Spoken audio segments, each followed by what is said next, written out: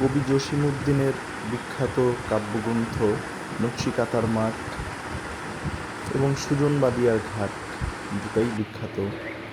বাহিরে বৃষ্টি, ঘরের ভিতরে নকশিকাঁথার কাজ, পরিবেশটা সুন্দর। চলুন এবার নিয়ে যাচ্ছি বাগানে। আমাদের বারান্দাতে একটা মিনি গার্ডেনিং করা হয়েছে। এত সুন্দরভাবে হয়েছে যে বারান্দাতে আসলে মনটা জুড়িয়ে যায়। বিখ্যাত একজন লেখক ইমতিয়াজ মাহমুদ লিখেছিলেন, পৃথিবীতে সবচাইতে সুন্দর উঠোন হচ্ছে বাগান।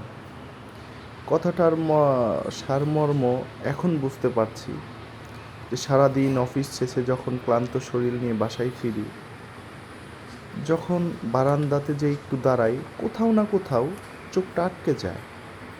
প্রকৃতির সৌন্দর্য এমনই একটা মোহ যেখানে মানুষকে নিবিড়ভাবে কাছে টানে।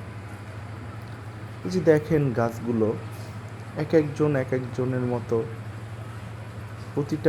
প্রতিটা গাছের স্ব ধর্মে বেড়ে উঠছে। হয়তো এখানে ফুল ফুটবে, ফলও হবে।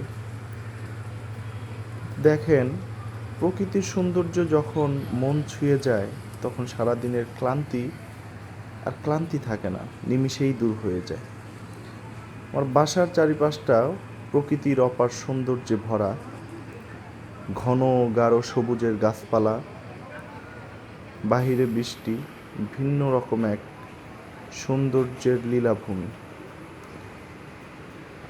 এখানে যখন সকালে ঘুম থেকে ওঠার পরে পাখিরা আসে, বসে এবং কিচিরমিচির সুরে ডাকে, ঘুমটা ভাঙলেও যেন অন্যরকম এক অনুভূতি কাজ করে।